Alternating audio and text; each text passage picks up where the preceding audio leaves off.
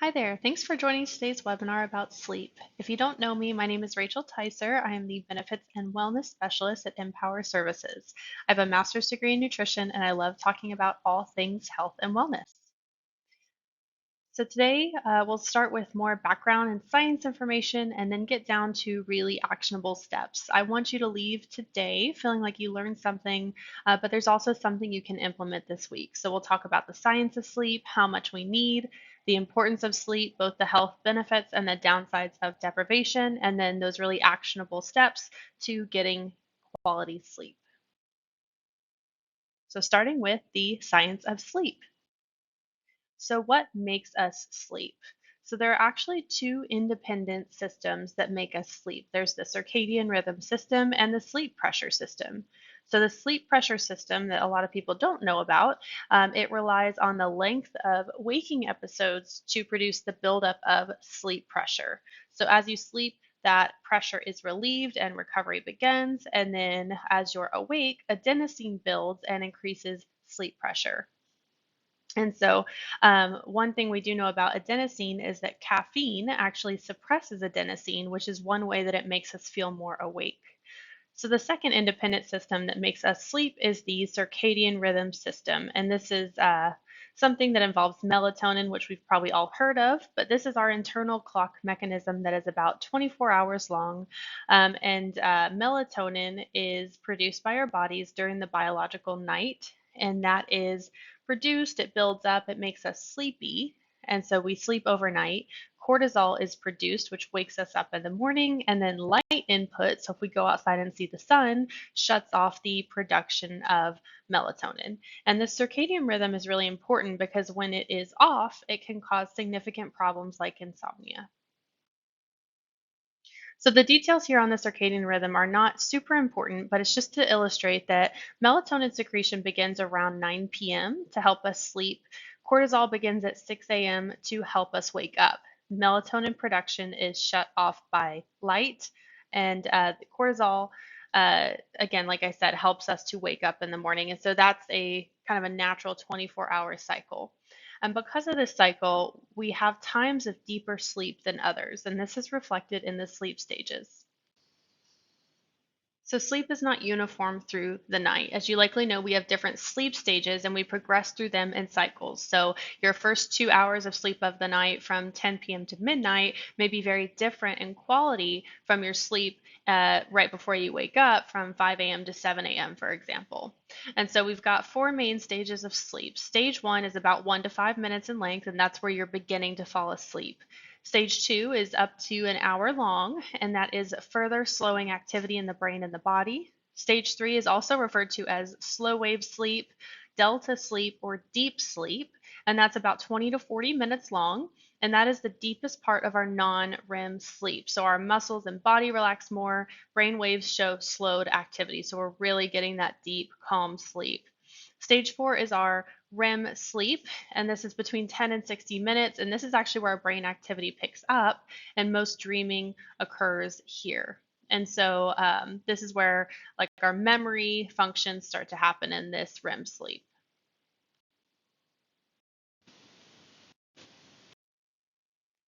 So all of that was really just to show that sleep quality matters and that the things we do can improve the quality of our sleep and not just the duration of our sleep.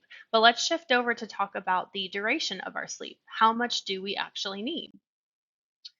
Well, the common knowledge is that about 8 hours is enough, and this is accurate. We need about 7 to 9 hours per night, but it does vary between people. So you probably know if you're more of a 7 hours or if you're more of a 9 hours kind of person.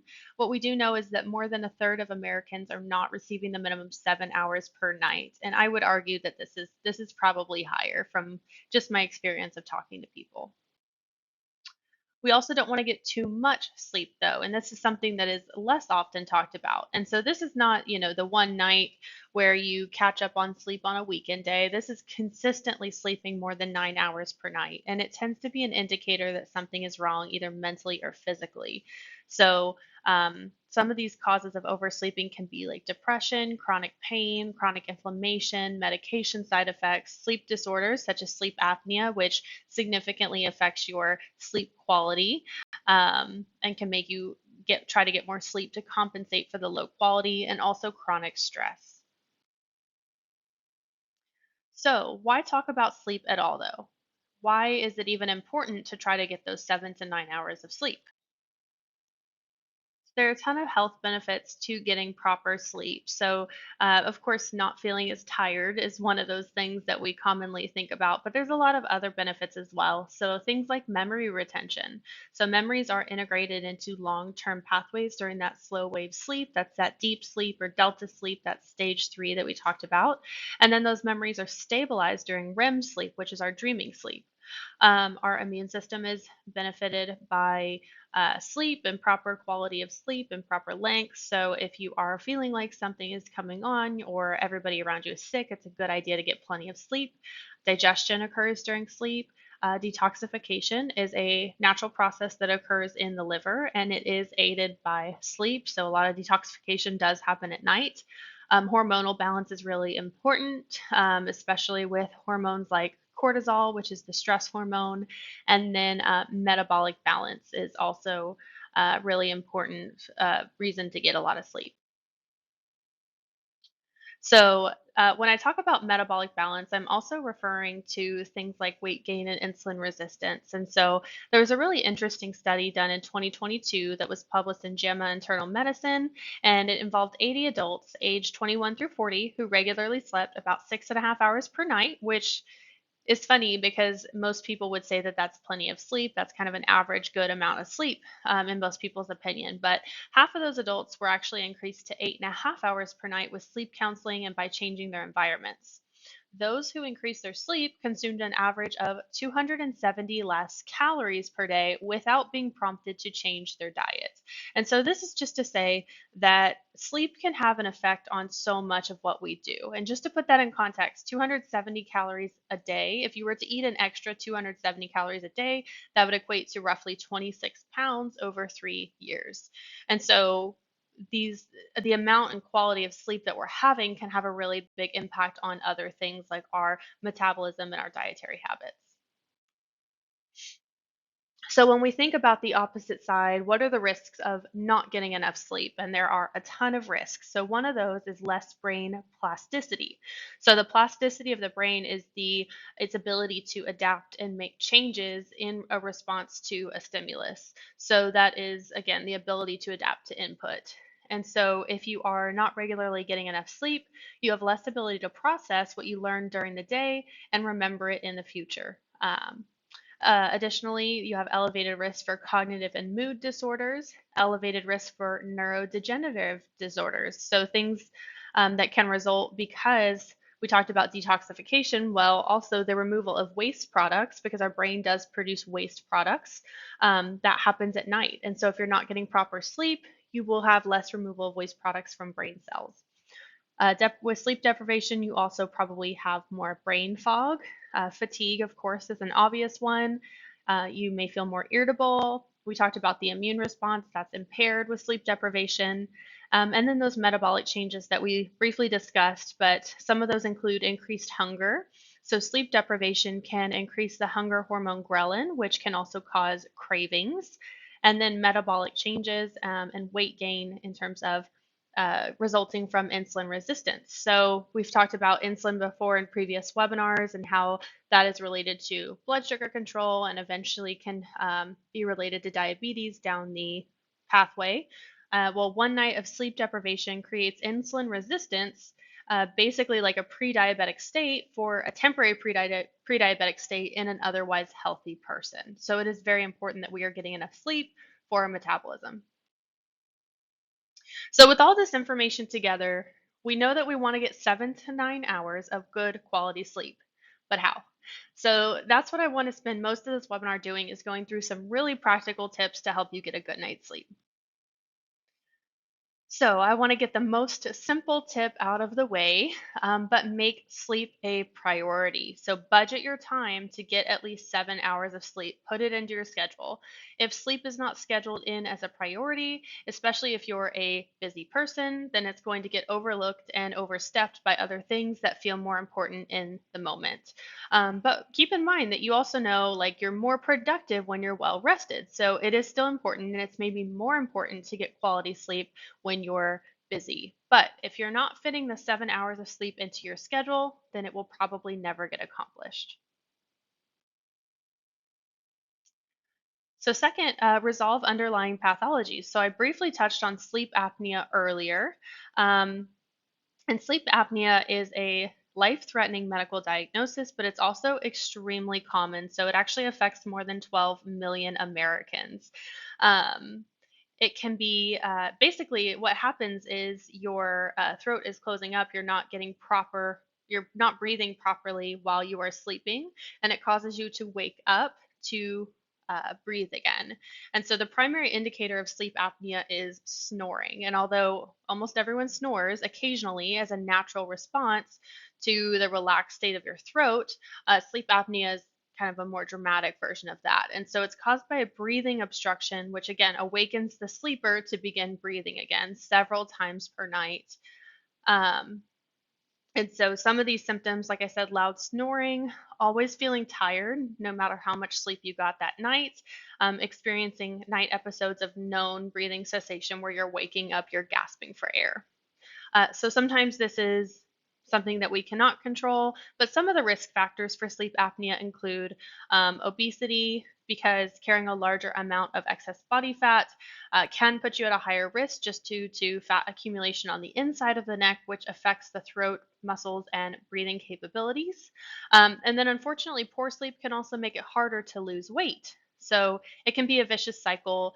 Studies have shown that losing 10% of your body weight can have an improvement. So it's not to say that someone who is in the obesity category and has sleep apnea has to get down to normal weight category to improve sleep. And then there's also people in the obese category that have no issues with sleep. So it's just one risk factor. Alcohol and other sedatives are also a risk factor. They can over relax the throat muscles, which are needed to control breathing. And then also, it just depends on your sleeping position. So, that can be some easy fixes. But if your doctor finds that you do have sleep apnea and it's not something that can kind of more easily be controlled, then there's also like CPAP machines that can help you to breathe regularly through the night to get quality sleep. So, another tip that probably applies to almost everyone is to balance your blood sugar. So I won't go too deep into blood sugar because I have a whole separate webinar on that topic. So you can always go watch that recording from back in May. But the long story short is that nighttime blood sugar fluctuations can lead to early awakenings. A lot of people experience this as a like 3 a.m. ish awakening, which is fixed by eating something and going back to bed. And this can happen from eating large amounts of carbs and sugars at night, potentially with not enough fat and protein to balance out that blood sugar. Those carbs and sugars, they spike the blood sugar, and then consequently, the blood sugar swings too low because a ton of insulin is released to bring down that blood sugar, take it out of the bloodstream. And so you end up with low blood sugar in the middle of the night, which wakes you up. And so eating a balanced meal before bed can help to prevent this. So when I say a balanced meal, I'm talking about including protein, fat, and fiber. It is totally okay to have carbohydrates for dinner. You just want to make sure that they are portion controlled with your protein, fat, and fiber, and that if you can focus on unrefined carbohydrates, things like a sweet potato, as opposed to like a piece of cake, would be a refined carbohydrate, for example. And then you do want to eat enough at dinner to feel comfortably full and satisfied.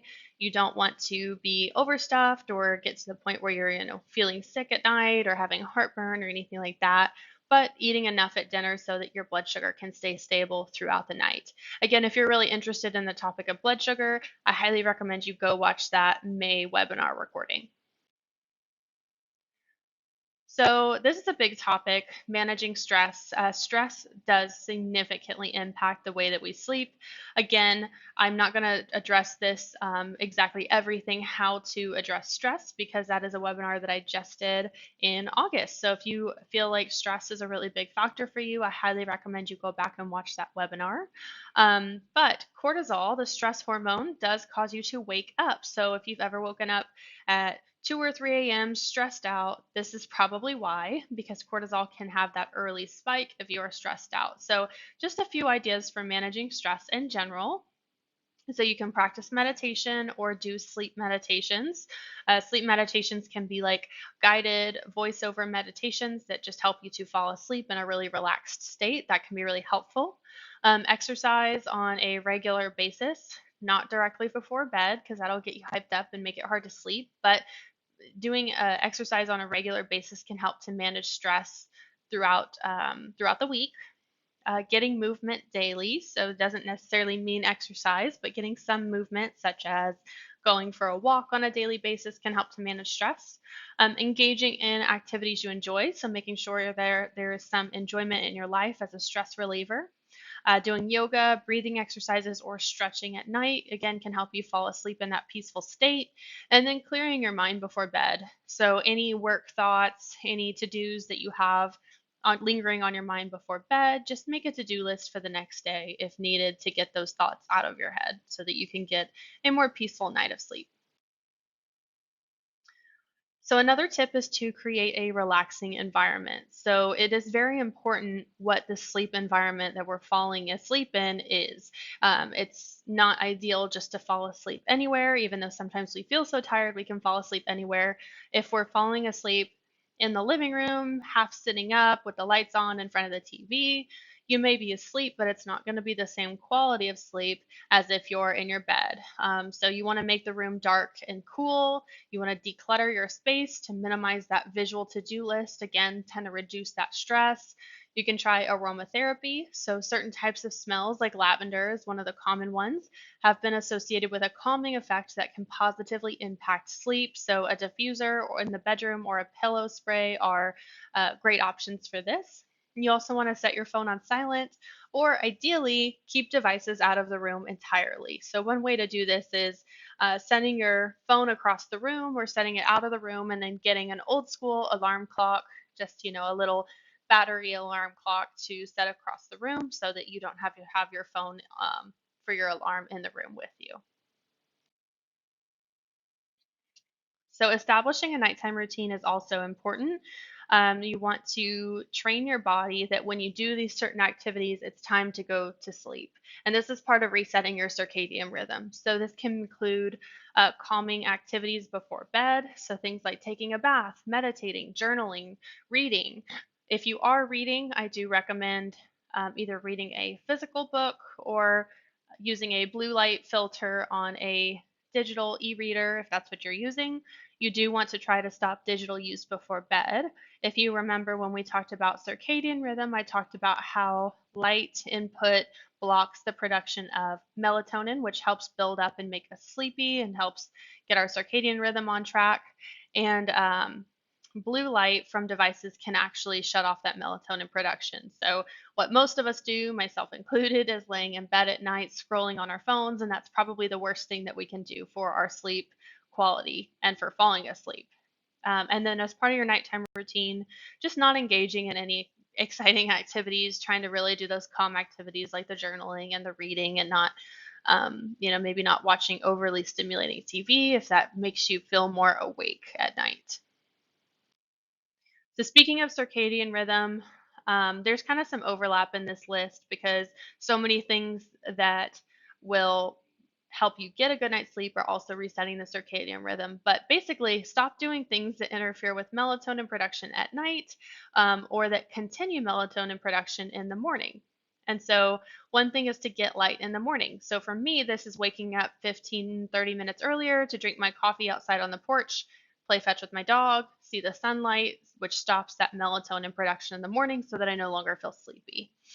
I'm also planning to go to bed and wake up at the same time each day. So I know a lot of people will wake up earlier on the weekdays and then sleep in till noon on the weekends. And that's something that's not really helpful for your circadian rhythm. I totally understand that sometimes that's just necessary once in a while, but it's not necessarily helping you in the long run to do that on a regular basis. So even if you normally wake up at 6, maybe sleeping until 7:30 on the weekends, trying to keep that a little bit more narrow range so that your body's circadian rhythm is in a regular it's in a regular rhythm. So dimming the lights before bed, again, you don't want anything that can interfere with that melatonin production. If you are napping, keep your naps short and early in the afternoon so that they don't interfere with your circadian rhythm too much.